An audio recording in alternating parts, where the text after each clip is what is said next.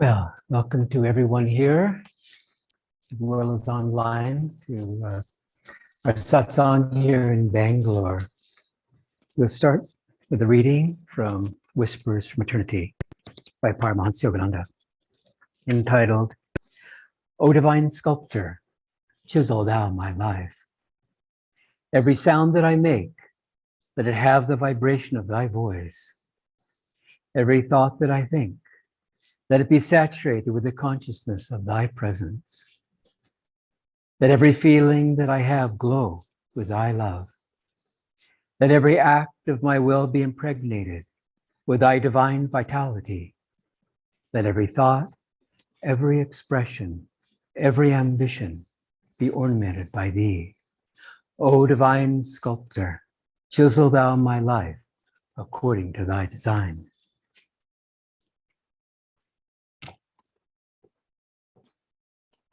And from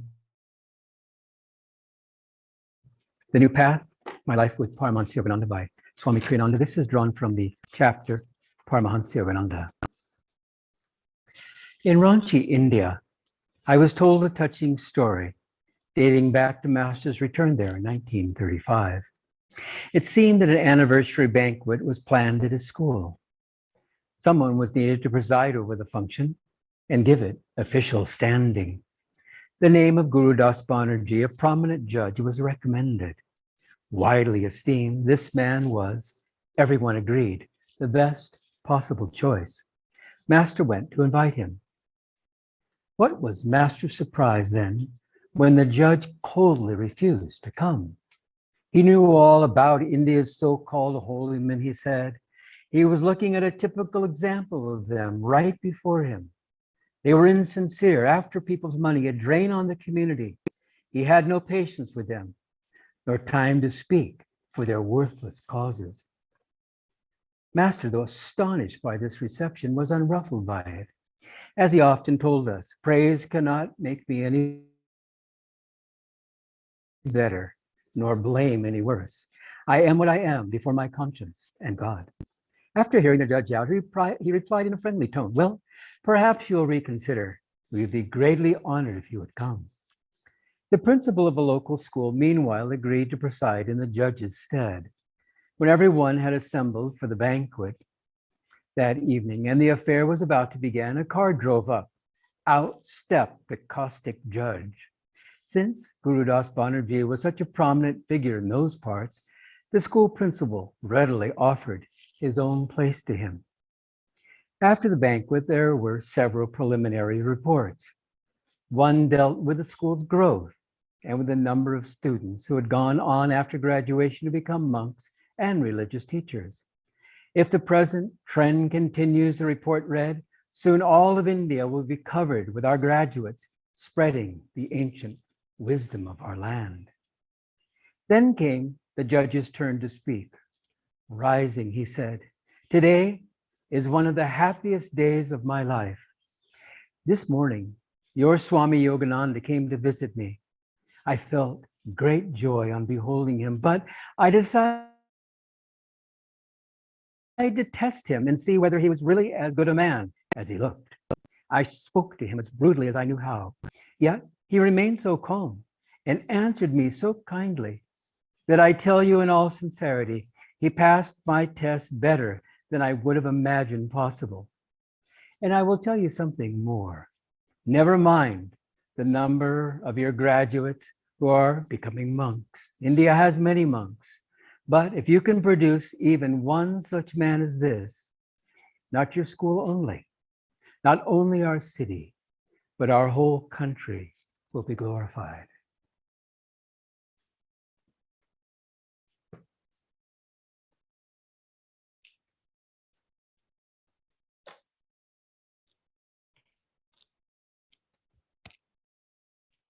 Imagine being there in the presence of that episode. I just can't imagine that the judge would have decided to test a man who saw before him was obvious a radiant soul, but he did. And what a magnificent story it makes. When Neelam came, world traveler, just back from the States. And again, such a joy. We've been anticipating your coming for some time now. She said, this is like the astral world. And I thought to myself, yes, it's like the astral world, but really it's the astral world because of all of you. It's the astral world anywhere at Ananda worldwide, anywhere where devotees of God are sincerely coming together in order to find ways to help one another and to grow spiritually. That's the astral world. And that's why so many times people have been touched by the music at Ananda, where people will see a choir, maybe there'll be 30 or 40 people assembled, and they'll see this a band of angels singing these beautiful songs with this high vibration. And oftentimes Swami will joke, they didn't say anything about my lecture. They just talked about all the singers. What is this? And of course, he's just joking. But the vibration that comes when we all are able to come together in whatever way. It can be in our homes, a little satsang there, in places such as this. Again, reflecting, as it says in the Bible, where two or more are gathered, there I am in the midst of them. And so that's why we have heaven on earth, spending time in each other's presence. And as we're able to do so, then we make a difference. We really do. We may not know how we touch people's lives, but Swami, toward the end of his life, when he really was, swimming in joy, he would say, I walk down the street and people smile at me first before I smile at them. He said, I just see everyone now as dear friends, as brothers and sisters, whom I love, because I know that all of us, without exception, are seeking the same thing. And that's absolutely true. Back in 1993, at Ananda, celebrating Yogananda's 100th birth anniversary, we invited a number of direct disciples. And it's well worth seeing on YouTube. God bless YouTube for some of the wonderful things it has, and this is one of them. Number of direct disciples and also deeply devoted souls that had been involved in Master's work for some time. And I remember when Master's nephew, Hare Krishna Ghosh, spoke, and so sweet. And everyone laughed because Anjali, his wife, he was a bit shy, would give him the elbow, tell him that story. And then he would share, another story. And then that wasn't enough. She would elbow him a little. That's what was needed with Hare Krishna Ghosh. And again, so sweet. And each one, many facets of the diamond. And he had the great privilege of being with Yogananda when Yogananda came back only once. So he wanted to come back many other times to India, especially just before he left this body in the 50s. But he did come back in 1935, as we know, 36. And he spent time with Hare Krishna Ghosh. And Hare Krishna Ghosh very humbly said, he was I was a favorite. And Yogananda spent a lot of time with him. And he was just a teenager at the time. And there were many stories of Yogananda, both sharing incredible experience with him, showing him the inner light, things such as that. And also very playfully, when they were at a banquet, Hare Krishna Ghosh was saving a morsel on his plate for last. And then he saw he was gone. And Yogananda was sitting right next to him. And he looked down again, and then it reappeared, things like that. And so he shared these stories, and it was just so delightful. And we had the privilege of having him come to our house there at the village. And Roma, as a gourmet cook, made him cucumber sandwiches. And when actually Roma and our daughter Rose came back many years later, about a decade later, and went to Kolkata and saw Hare Krishna Ghosh again, then he remarked how much he loved the cucumber sandwiches. And they were really surprised. I mean, that's quite a memory. They were just cucumber sandwiches, but of course the way that she made them and so forth, and the love had a real impression. And the other one spoke to another very sweet story, came from Swami's secretary, master secretary, her name? Okay, it'll come. And she was, it was a very, very, very amazing story, really. I know her name well, and it'll come to me. But at one point, as she was getting attracted to the spiritual path, she was reading Peggy. Thank you, God. Peggy Dietz was reading the autobiography of Yogi, and a friend called, a dear friend. And she was in Los Angeles, and a dear friend was in San Diego, which is a couple of hours drive. And so the friend said, you need to come down right away. I have someone you absolutely have to meet. And she said, I really can't make it because I'm reading this wonderful book, The Autobiography of a Yogi by Paramahansa Yogananda. And her friend said, the fellow I'm talking about is Paramahansa Yogananda. She said, I'll be right there. And she said she got a speeding ticket, as she went down to see Master. And in time, not as Master's secretary, as his chauffeur. And at one point, she mentioned this story, which was very interesting.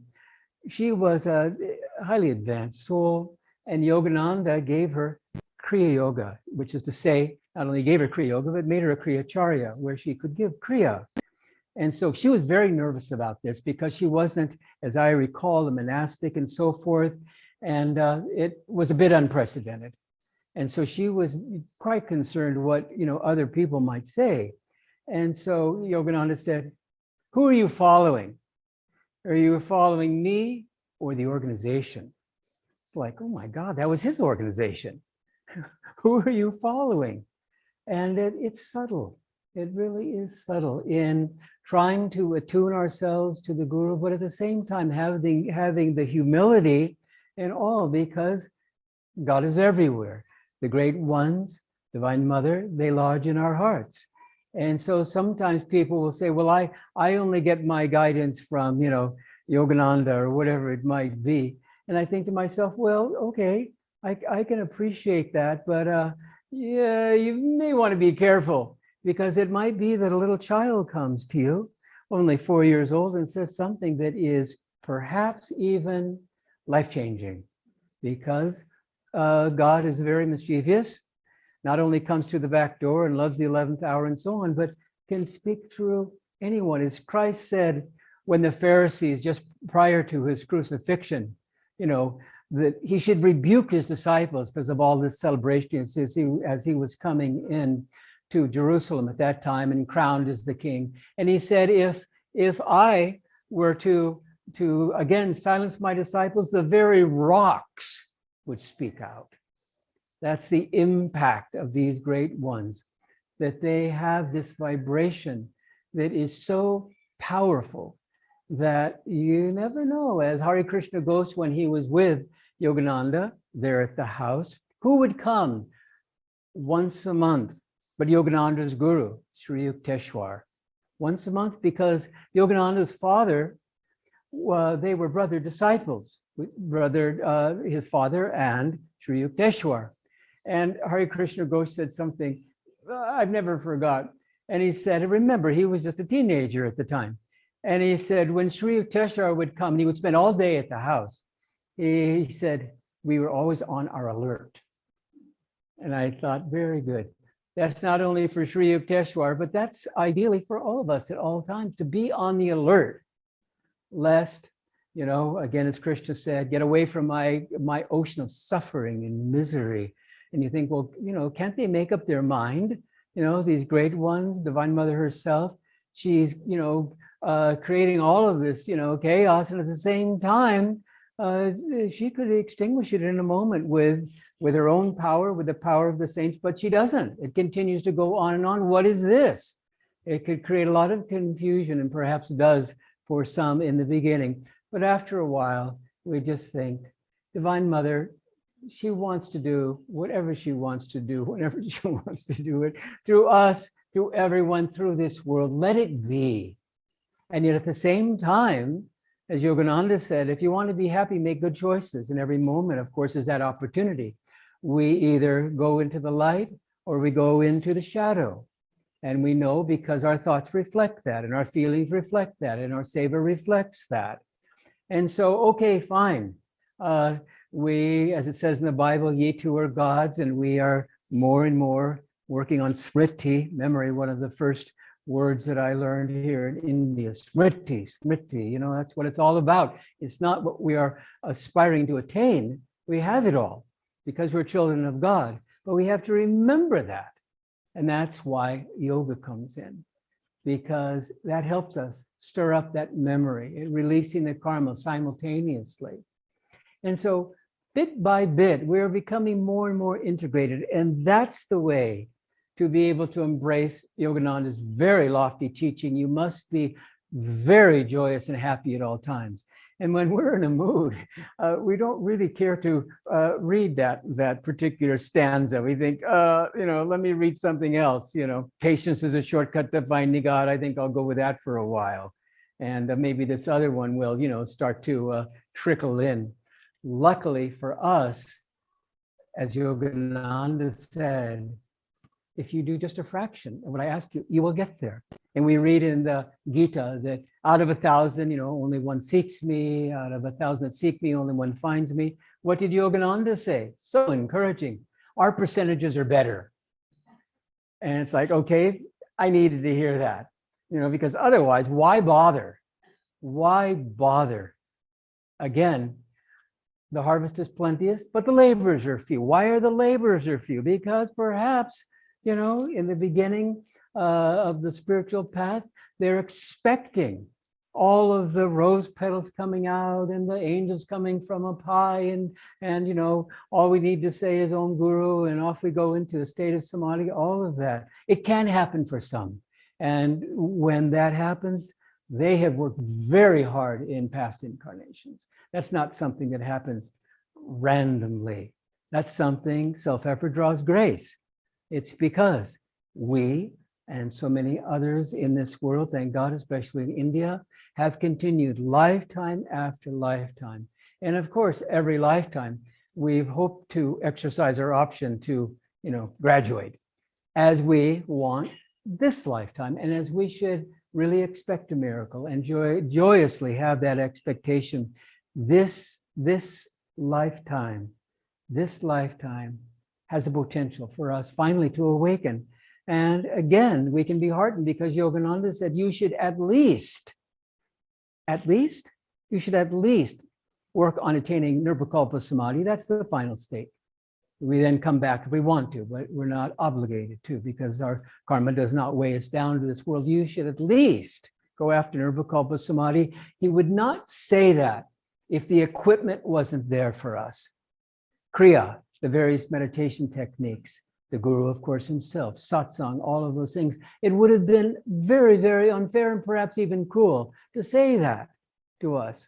Although Jaya and I, years ago, would joke and say, well, in the beginning, when we first got here, it was samadhi, and now we're just working on good thoughts.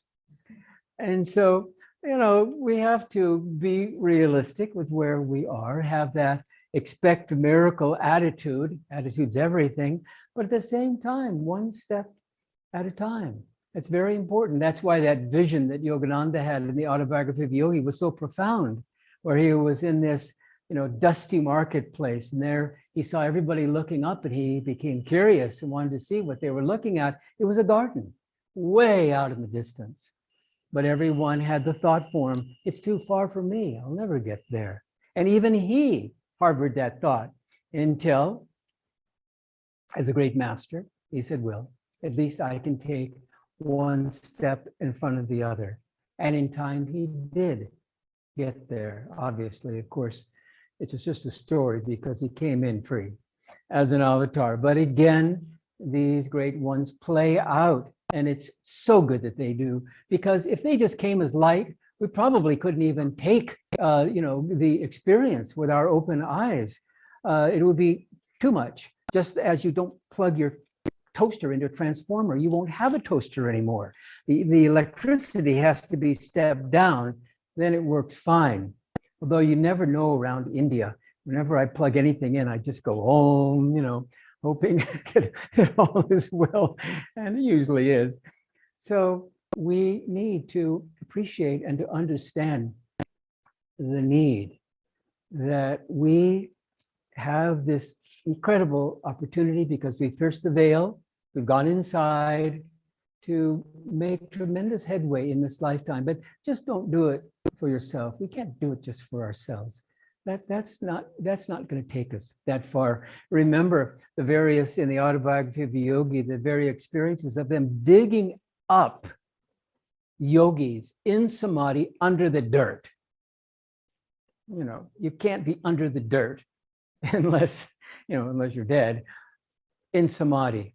But Divine Mother dug them out purposely because incredibly in that high state of consciousness, they were being selfish because they needed not only to liberate themselves, but they need to liberate others. As Yogananda said, it was actually a law, is a law, that you have to liberate in those high states, at least 6, in order to have that final state of freedom. And so, I can't imagine those saints were very happy about that. One had said he was very, very near final freedom, but Divine Mother said, sorry, in this high state, you're still needing to learn this lesson. You need to expand.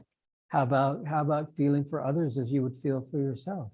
And so they had to drop their bodies and get new ones, come back with a brand new, hopefully, attitude where they knew that they were coming to be of some seva, of some service, because that's what it's all about. And we can really draw a lot of inspiration when Swami came over from New York to America, to California, I should say, to meet Yogananda for the first time. And what were the twin thoughts he had? He wanted to find God. And right there was the thought he wanted them to share God with all as he grew in opening his heart and brightening his mind and again, being more and more channeled for spirit. And so we, again, have such a privilege. And when we think about heaven, yes, it's going to be wonderful to experience that. And we have many times because we've been shuttling back and forth for a long time. As I appreciated one time that Jyotish said to Swami, I think they were up in Kashmir in the car, and said, Swami, because Jyotish, he's has a bright mind, and he was calculating how many lives. And he came up with this very small number. And he said to Swami, I think, we're out for, 400 lives or something. And Swami said to him, where'd you get that small number? I don't think so, my friend. It doesn't have to be a large number. But again, as Yogananda said, when Swami was fretting that he was, concerned that he might be a laggard in the crowd, does it always take that long? Swami said to Master, he says, oh, yes. People are drawn away again and again by name, by fame. And so when will we find God? We need to drink in Ananda Ma's words. We will find God when the last desire is finished. And so that's why, through the means of the fire ceremony, through the means of Kriya, through the means of Seva, Satsang, the list is long. All what we're doing is trying to finally finish up that last desire and experience, as the great Frank Laubach, if you ever have a chance to read his book, Letters by a Modern Mystic, Swami met him in the 70s, incredibly advanced soul. He got to the point where he was so merged in God that he was writing letters home to his loved ones. He said, now I'm experiencing a joy broken loose. And that's what we're aspiring to. The joy is there. In each and every one of us, there's no exception. The joy is there. But we have to break that joy loose. What's holding the joy back? We all know it's karma. And so bit by bit, through so many, many different ways, we are moving along. And thank God for that, because that's not anything we can take for granted, being on the spiritual path. We have to be very, very careful to stay in tune. As Master said, they wouldn't have fallen if they had just stayed in tune. in tune with the Guru. And so we want to spend time looking at the Guru's eyes here. We want to spend time feeling Divine Mother in our heart in whatever way we feel inspired, but in tune, whatever that means for you. Very, very important. And then share the fruits of that attunement with all. Well, next satsang is our last because we are heading off to New York. And at the same time, we're going to miss you all of you online and so many friends that we have. And but we'll be back rapido. We'll be back quick. We'll be back quick. It'll go by very quickly. And we thank all of you for your prayers and your thoughts in so many ways, keeping the fires burning, so to speak, here, keeping things going. Because again, what a wonderful family we have in Bangalore. It's really a joy to be with you all. So now we'd like to invite those of you who feel so inclined to come up to the altar to receive the touch of light from the masters. And as you approach, offer a prayer of gratitude to the infinite Christ, in whose love our line of masters have descended, that we might all come to God. And pray too for the grace to share with all as you have received, for you are a part of all that is. May the light of the great masters shine upon you.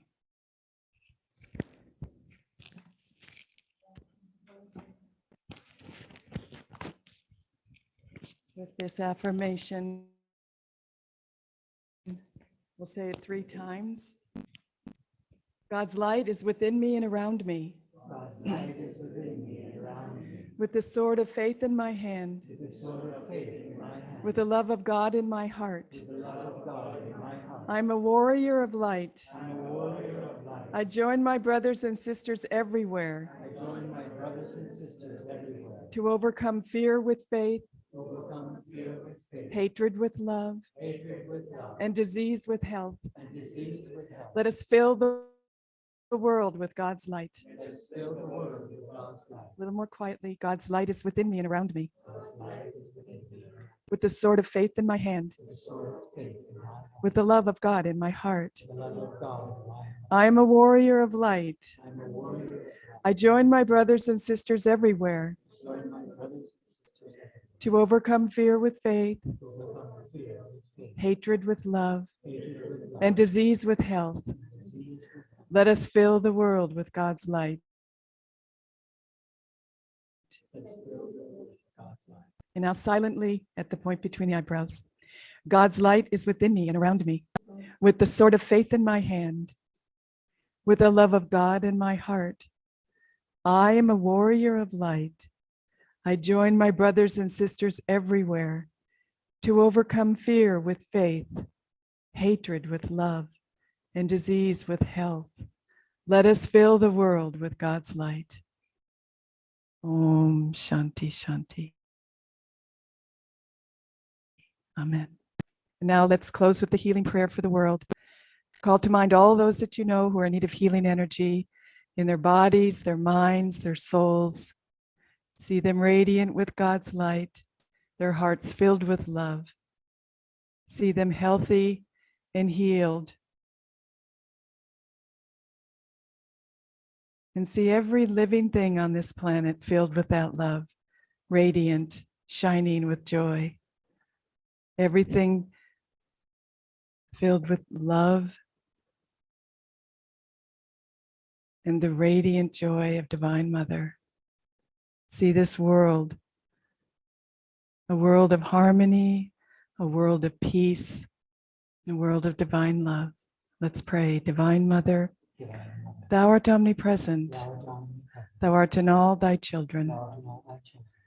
Thou art in this world. Thou art in all souls. Manifest thy healing presence in their bodies, in their minds, and in their souls. Rub your hands together and generate energy, healing power, and ask Divine Mother to use you as an instrument. Spread this light all over the world. Oh.